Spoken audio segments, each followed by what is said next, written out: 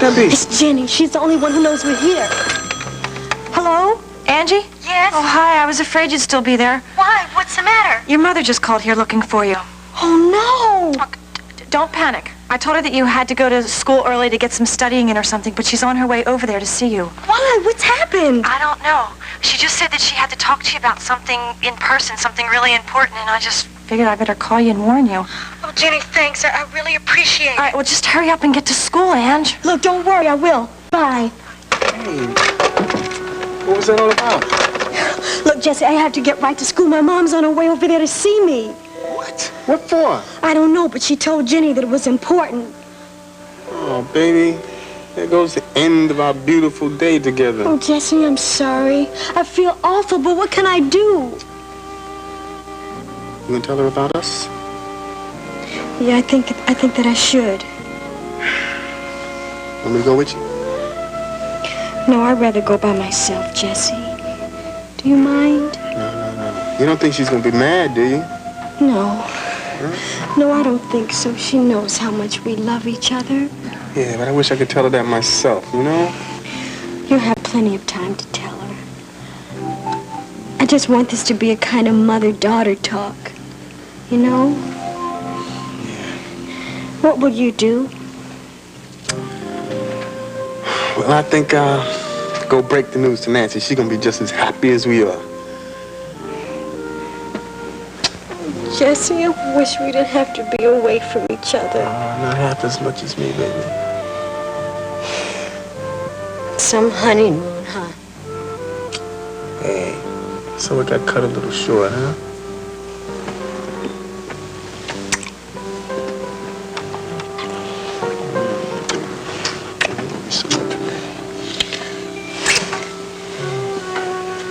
Still the best thing that ever happened to me, baby. And I'm gonna remember it for the rest of my life. We'll remember it for the rest of our life. Together.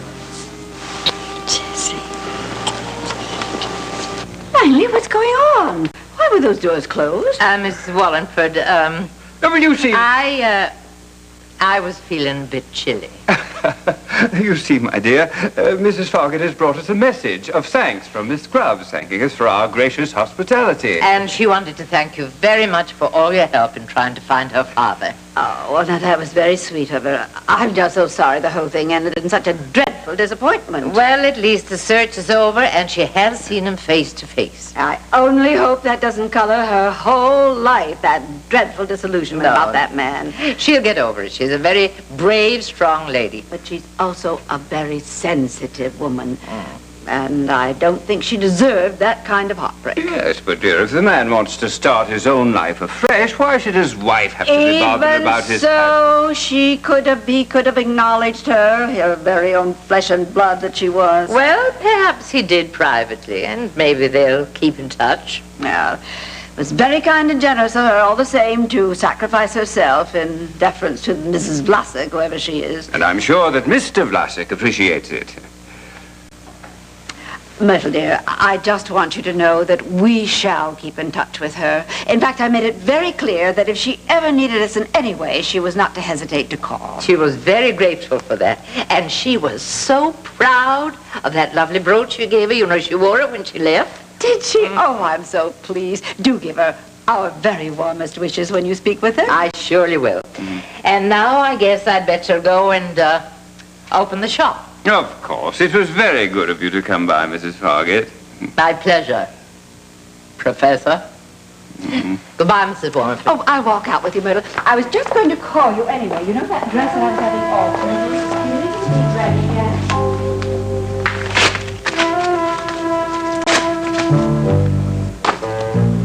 Oh, Miss Tyler, I felt so sorry for you. As a mother, my heart went out to you. Where did you see me, Mrs. Gardner? Well, see, we have a little tiny television in the back room of my Glamorama, and I just happened to have it on while I was back there unpacking some supplies. I'll tell you, I was so moved, I even started to cry. I hope that Erica saw it and that she'll come home.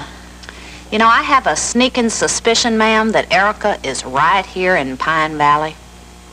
What makes you say that? Well, now last night I happened to be working late at my Glamorama. See, I like to put all the day's receipts and everything together and take it to the night depository because I don't like to leave gobs of cash lying around on account of the fact that I was robbed one time before. So I was there doing this. Now, as I was putting on my coat ready to leave, I looked out and I saw this woman walking down the mall. Now, she was exactly Erica's height and build and everything, and she was acting kind of sneaky and suspicious-like. Did you speak to her? Well, no, I didn't get a chance. I tried to. I chased her all over town, but she went into some alley and gave me the slip. Did you happen to notice what she was wearing? Well, this was the interesting part, see, because she wasn't dressed at all like Erica would have been dressed. As a matter of fact, she was dressed like what I would refer to as a bag lady, but I figured that that was probably just a disguise. I'm reasonably sure that Erica's not in Pine Valley. I mean, there are too many people here who know her. Well, I know, but people all over the country know Erica Kane, ma'am. That is the price of fame. But this is the last place she'd want to be right now. I mean, I'm sure she's not here. Much as I'd like to believe you, Mrs. Gardner, please, would you excuse me? Sir, certainly. Hello? Oh, Mother. Mother, I just have to talk to you. All My Children will continue in a moment. Air 4 brings the news home.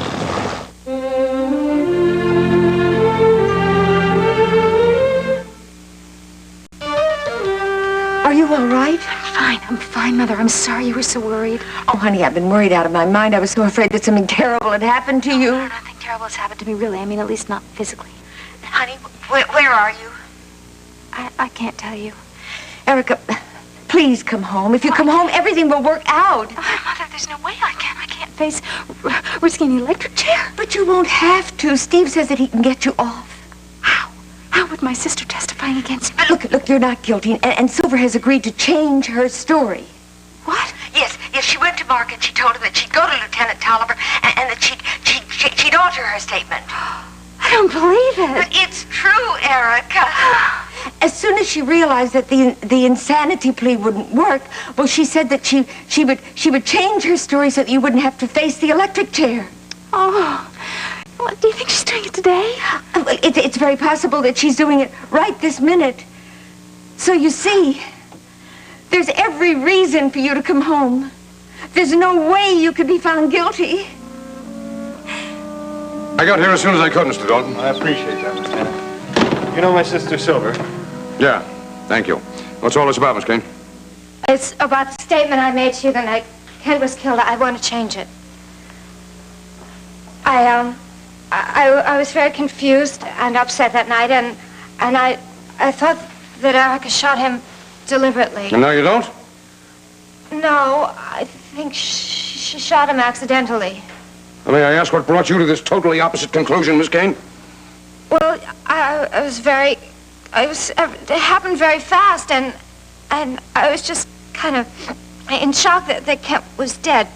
Silver just simply made a mistake, you see, Lieutenant. I'd like to hear it from her, Mr. Dalton, if you don't mind. Mark is right. I jumped to the wrong conclusion, and she had that gun, and I thought she was threatening Kent's life, but she was threatening to take her own life. It's interesting how your hindsight seems to serve you better than when your memory was fresh from the scene of the shooting. Yeah, well, I'm trying to tell you, Lieutenant, I was just confused. Are you still confused, Miss Kane, or is this your final statement? This is my final statement. You willing to swear to that under oath in a court of law?